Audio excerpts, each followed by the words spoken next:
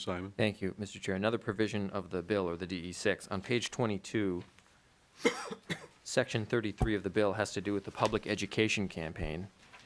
And it seemed curious to me that the bill takes it out of the hands of the Secretary of State's office. It says that it's the Department of Administration shall do the contracting. It says that Secretary of State staff can consult on who the vendor is going to be, but then explicitly it says that whatever public education materials are out there, the Secretary of State's office name may not appear visually or audibly in any advertising or promotional items disseminated by the vendor. It seems to me that a lot of people in Minnesota who don't know anything about the system know that at least the Secretary of State's office is the place you go to if you have voting questions. I'm wondering why you would take the public campaign out of the Secretary of State's office. That's the first question. And the second question is, even if you do take it out, why are you banning any mention whatsoever of the Secretary of State's office? Representative Kiffmeyer. Thank you, Mr. Chairman and Representative Simon. The main thing is that in the state of New Mexico, the Secretary of State there a few years ago was indicted for misuse of federal funds in regards to the HAVA money.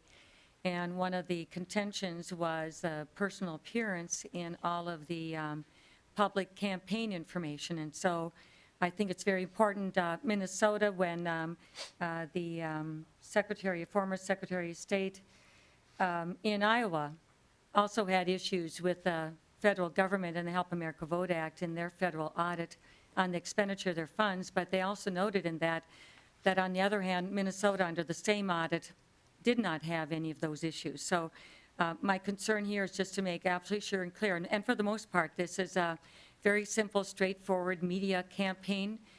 Want to make sure that admin would do the contracting, would do all the processing as far as making those commitments. It's a very simple, straightforward message. This does not mitigate the Secretary of State duty and responsibility to answer election questions and information, as they always do in regards to Minnesota election law. That's a current statutory requirement of that office, and that continues again as well. But this is mainly paying the money for the ads and all those things, and the contracting being done by admin and the purchase being done by them. It's a very, very simple message. Representative Simon. Thank you, Representative Kiffmeyer. I understand why you don't want, and none of us would want, federal money or state money going to promote an individual, whether it's any constitutional officer. And I understand why no one would want the Secretary of State as an individual, whether it's Mark Ritchie or anyone else, to have his or her name plastered everywhere and make it into kind of a self-promotion tool. But this language says that the office of Secretary of State may not visually or audibly appear. I can understand a prohibition on the name Mark Ritchie or Jane Doe or whoever. I understand that. You don't want it to be a backdoor campaign tool for that person. But it seems to me Minnesotans look to the Secretary of State's office, not necessarily the Secretary of State, whoever he or she may be, but that office for voter information. And I got to say, I don't understand why we would have a gag rule here saying that the office may not be mentioned. I can understand the individual, but the office, that just puzzles me. But